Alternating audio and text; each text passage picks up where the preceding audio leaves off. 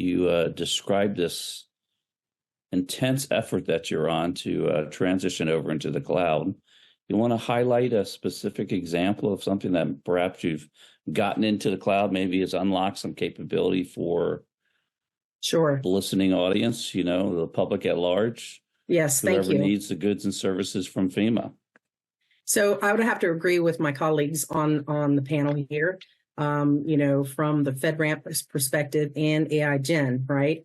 So one of the initiatives or great examples that I'd like to give is things that we're doing here where I think cloud computing makes a big difference for us is some of the initiatives that we're doing is, differences in planning, assistance, and resilience of the community program, right? So FEMA's resilience, OCIO, and office policy and program analysts, OPA, are leading in the DHS-sponsored generative AI.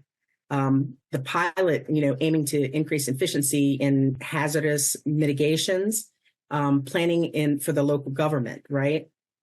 So the pilot hopes to automate, such documents as, planning, writing, allowing government and more time to focus on public engagement and the generative buy-in to effective mitigation strategies overall. The pilot will assist in two areas, 2 to 3 areas, actually. It's the state, local, and tribal and territories that, we deal with.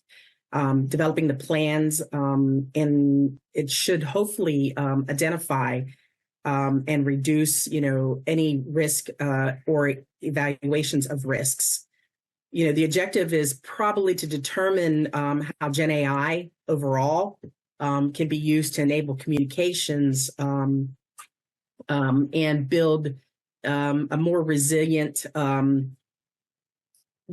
complaint hazardous mitigation plan that could be tailored to support the local, state, tribal, and territory and other territories, as we need. So again, through the cloud, computing, the FEMA engineers who has been working on this program by implementing the AI service over the cloud environment allows us to develop, a purpose-built AI tool to support these efforts overall, which I think is a truly amazing that, FEMA's got a lot of stuff going on. If we can automate and we can leverage the tools that are provided to us, it's, to me, a win-win situation, when it comes down to supporting disasters in the community.